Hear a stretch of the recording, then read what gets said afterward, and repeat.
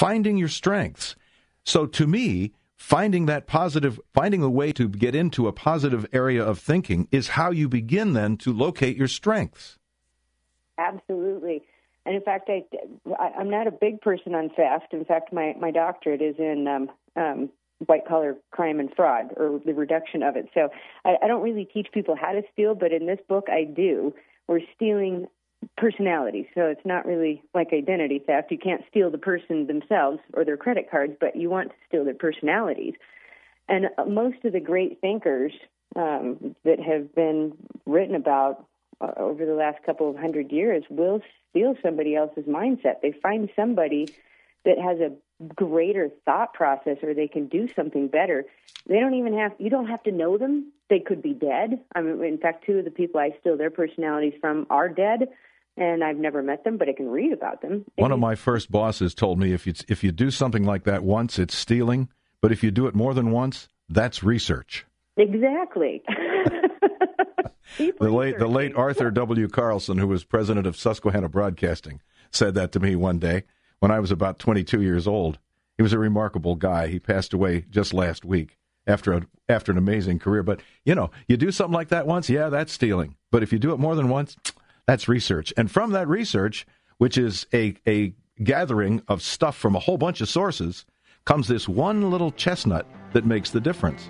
Absolutely. Dr. Luke, we have to take a break. We're going to come back, and I want to talk with you about developing an empowered corporation. Perfect. So stand by. We'll be back in, I guess, about 2.5 minutes. We're speaking with Dr. Melissa Luke, author of the book Life in the World of Yomo. Dr. Luke, do you have a website that people can go to? Absolutely. It's drmelissaluke.com, or they can jump on Facebook and like me at Dr. Melissa Luke. So either one, I would love to have you. Because I want folks to find this book, and I want them to get it and read it. It's inspiring. It's really wonderful. And by the way, from the other side of the coin, here's a quote. Here's a quote that I found. This is Snoopy, the little dog from Peanuts. Absolutely. He says, "My life has no purpose, no direction, no aim, no meaning, and yet I'm happy. I can't figure it out. What am I doing right?" Don't you wish we were all like Snoopy? Oh, he's a cutie pie. Let's talk about building an empowered organization and the power that comes as a result of that, if you can actually get the culture changed in a company. Well, it's a difficult process, but a lot of our companies, that's where I actually transitioned from. A lot of the career time that I was in was analyzing companies, wandering around, going in, finding out what was wrong with them, and then trying to fix them from the fraudulent aspect. And that's when I learned how many people were really miserable in their job, and I think a lot of fraud is caused by misery. And I think basically what I've taglined is the wise company, are companies that can really figure out how to motivate their employees to do well, that not only brings the profitability up of the company, but it makes the people happy inside of it. Because nobody wants to go to work and not like what they do. The more you like what you do, the better off you are. And so that's basically my career right now is going in, helping companies figure out how to be a wise company. And that is looking at the personalities of people, and it's not running a company like we're back in the Industrial Revolution. I mean, most of the successful companies out there have changed significantly. I mean, look at Google. They roller skate in there and bring their dogs to work and sit on purple bouncy balls, which, by the way, is what I'm doing on right now, sitting on a purple bouncy ball. It sounds good to me. Dr. Luke, if I may, I want to share something with you that may be of help. Perhaps when you're speaking somewhere. About 12 or 14 years ago, I had a company, and we had a large group of four different markets of radio stations, and we had managers and sales managers, business managers, program directors in each of those cities. And I called all these myself and my partner, called all these managers together because we wanted to start building an empowered organization. And my partner was the fellow that developed this thought process. He said, here's the deal. We're all standing on the shore with our hand on a boat that we are going to be the pilot of. Every one of us, not just the managers, everybody in the company. And out there in the bay is a light. And we're going to have every one of the boats head toward that light. Now, one of the guys that's in one of these boats is the manager of the station, and one of them is the sales manager, and one of them is the program director. But everybody else is in their own boat also, because they all have duties that they have to accomplish. But what we have to do is get everybody going toward the same lighthouse. And the job of the general manager is to keep the boats in alignment. His job is not to float any of the other boats or power the other boats. That's not his job.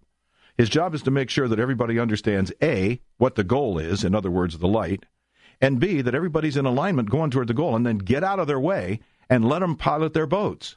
And we did that. And it took about a year of going through some machinations here and there. But what happened was a very small group of people, 5% of the people, didn't like the idea, and they left the company. And the other 95% embraced it, and we had the best staff for 7 years in that company you could have ever imagined. But it was hard. You know, you had to constantly revisit. We had to remind each other. We have to stay in alignment. Everybody going toward the light. They're in your own boat. Because you know something? Let's suppose you're a salesperson for a company, and you're out selling. You're representing the company, right? Mm-hmm.